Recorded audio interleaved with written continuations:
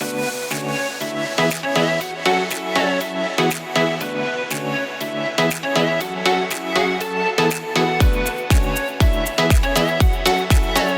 Rav Kahneman, le Rav de Poniovitch, celui qui a reconstruit le monde de la Torah ici en Israël, à Bnei Brak, qui a monté à Yeshiva de Poniovitch après la guerre, allait souvent en dehors d'Israël, en Chutzaretz, pour récolter des fonds pour la Yeshiva. Il allait, il faisait du porte-à-porte, il tapait. Il y a des gens qui lui donnaient un petit peu. Un jour, il y a un riche qui lui a dit, Kvod Harav, venez, on se voit à la maison, vous me parlez de la Yeshiva, on va voir ce qu'on peut faire. Ah, il était très content, c'était dans la ville de Francfort. Et il se retrouve là-bas avec le riche chez lui. Et en parlant, il lui parle de la Yeshiva. La personne est très intéressée par la Yeshiva. Elle dit, ah, ça m'intéresse. Demain, je dois partir en dehors de la ville. Venez, on se donne rendez-vous. Demain, j'ai mon train à 8h. À 8h moins le quart, on se donne rendez-vous à la gare. Et je vous ferai un chèque pour la Yeshiva. Ah, le Rav était content. Il se prépare. Le lendemain, il se réveille le matin. 7h du matin. Oh, quoi, il était après de sa vie. Il ne s'est pas levé à 7h du matin. Il était très tard. Il se dépêche. Il dit, oh, moi, je dois aller à la tefila. Je dois aller à la synagogue pour faire ma tefila en Béminyan. Il regarde, il commence à réfléchir. Il dit, attends, mais d'un côté, j'ai rendez-vous à 8h moins le quart avec un riche qui doit me donner l'argent pour la yeshiva.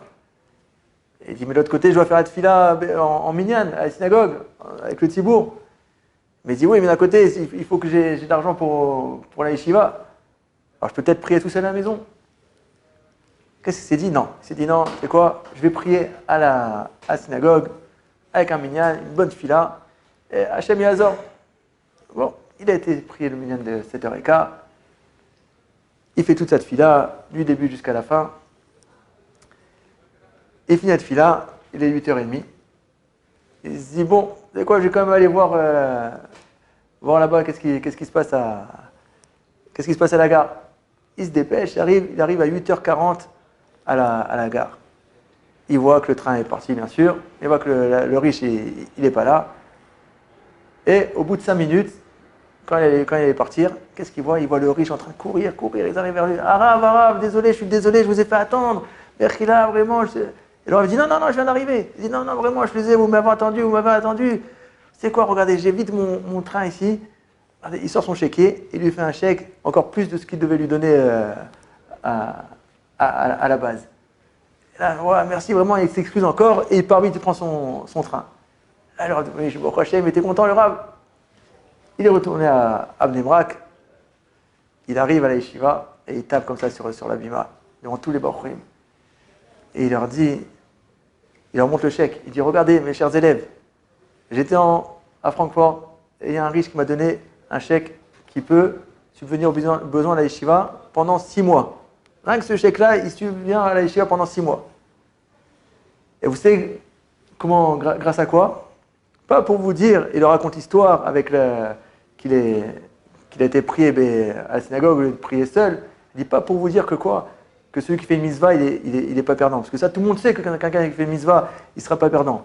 Mais pour vous dire que quoi? Que si jamais j'avais prié Beyachid, j'avais prié seul à la maison, je me serais dépêché, je serais arrivé à 8h moins le quart au rendez-vous. J'aurais attendu un quart d'heure, 20 minutes, une demi-heure. Combien j'aurais attendu? Je me serais dit peut-être qu'il n'est pas venu et je serais parti. Donc non seulement j'aurais raté ce rendez-vous parce que j'aurais cru qu'il n'est pas venu, mais et en plus de ça, j'aurais pas eu le double qu'il m'a donné en fin de compte. Combien il faut remercier Borolam, combien on n'est pas, il faut savoir qu'on est gagnant quand on fait des mitzvot. Et là, on apprend de quoi? On voit dans la paracha. Vayerdu achei Yosef asara lishbor bar mimitzraim. Et les frères de Yosef, ils sont descendus pour acheter du blé en Égypte. Et ils étaient 10. Là-bas, le divrei Israël, il dit, pourquoi est-ce que le passouk, le verset, il nous enseigne qu'ils étaient 10? On sait qu'ils étaient 10. Il dit pour dire que quoi? Que l'essentiel de la parnassa, c'est la tefila. Quand quelqu'un il va les frères de Yosef sont partis en Égypte pour récolter du blé, pour pouvoir manger, c'était pour trouver de la parnassa. Ils ont été obligés de partir à 10. Pourquoi? Parce que quand ils arrivent à 10, au moins ils étaient toujours en possibilité de prier Béminyan, de prier avec un tzibour. Et c'est là qu'il nous dit le divrei Israël. Le passouk, le verset nous dit que les frères étaient 10. Pourquoi? Que quand tu vas faire une parnassa, sache qu'il ne faut plus jamais oublier que c'est à la prière qu'il faut. Il faut prier Boré Olam. À tel point que le Rav Yonatan Lebeshit, il dit que la prière en minyan, la prière Betsibour, elle est plus grande que la prière d'un Gadol Hador.